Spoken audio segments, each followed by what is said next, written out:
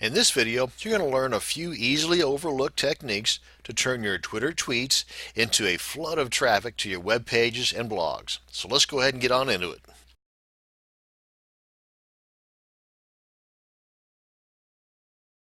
Now, another technique you might want to consider in driving additional traffic to your Twitter page, and of course, hopefully increasing the number of followers, which of course will hopefully increase the number of visitors to your URL, is to post quality comments, not spamming, but quality comments on other people's blogs referring to that particular post on their blog.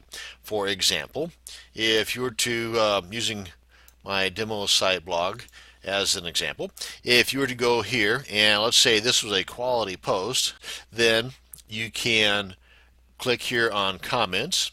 And of course it varies from site to site, but the bottom line though is if you were to post a comment on somebody's blog, you come on down here and some have a few extra hoops for you to jump through to be able to post a comment on their blog. Some do not. Again, the key here is to post a comment on their blog, and I have it quality content too, not just some spam.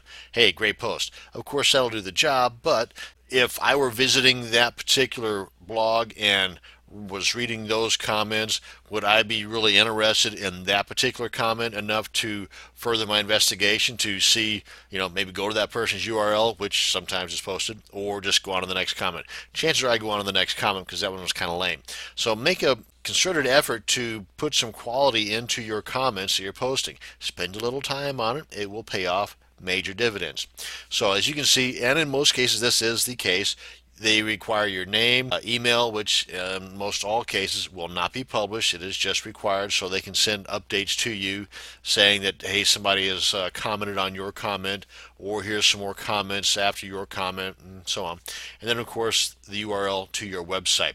Now here, I would put the URL to my website. That's just me.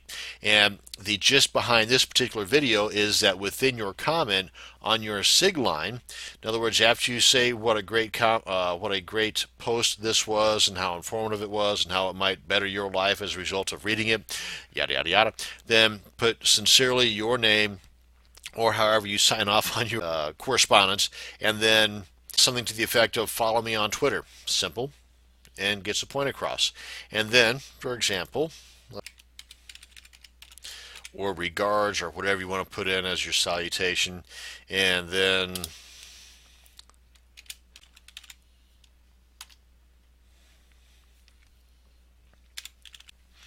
something to that effect. Now, there are some other thoughts out there as far as tracking this. So instead of putting the direct link to your Twitter page, that you would use some type of a tracking link. And a good one is, and there's a bunch of them out there and more each and every day, but a good one is Bud URL. Not only does this shrink the URL, and of course this URL really doesn't need to be shrunk, but you get the idea.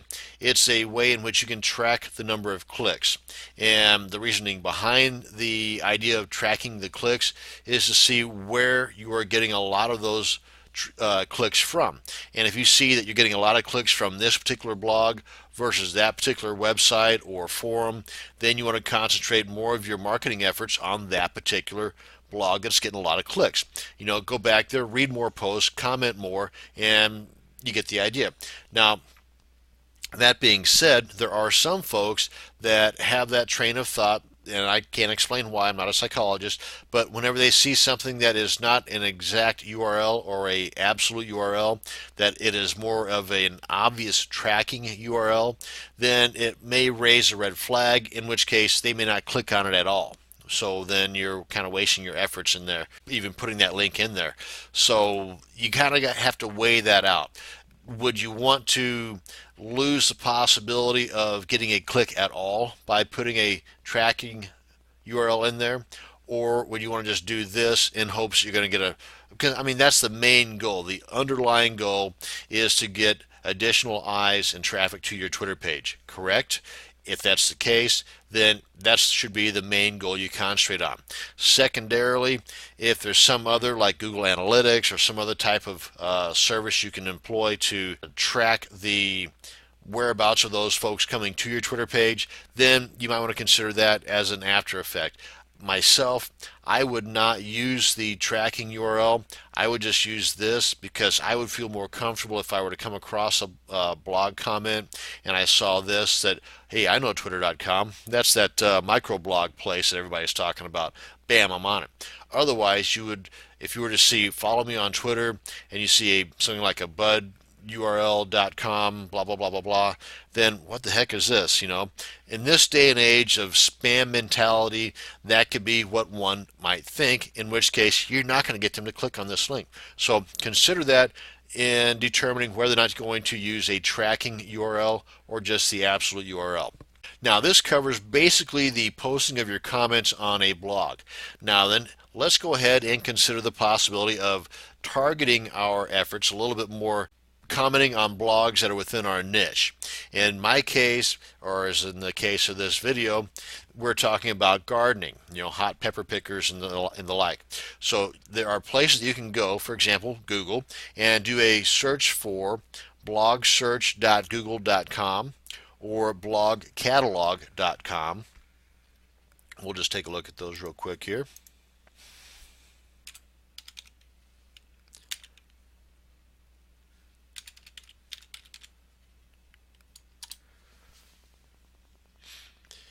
blogsearch.google.com, and you can just type in here, we'll just go there, and you can just type in here gardening, for example.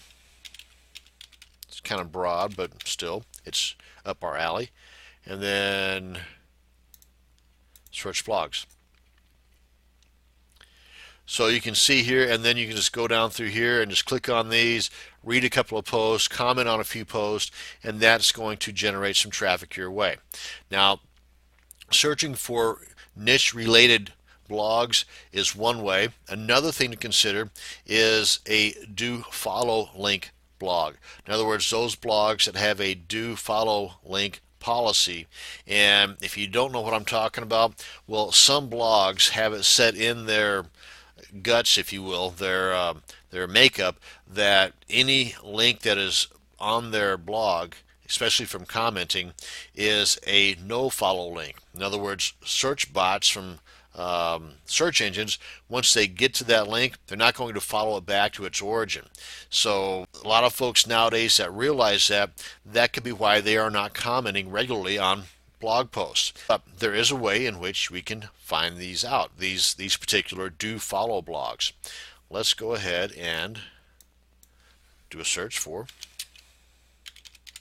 do follow and see what comes up. Do follow blog comment poster.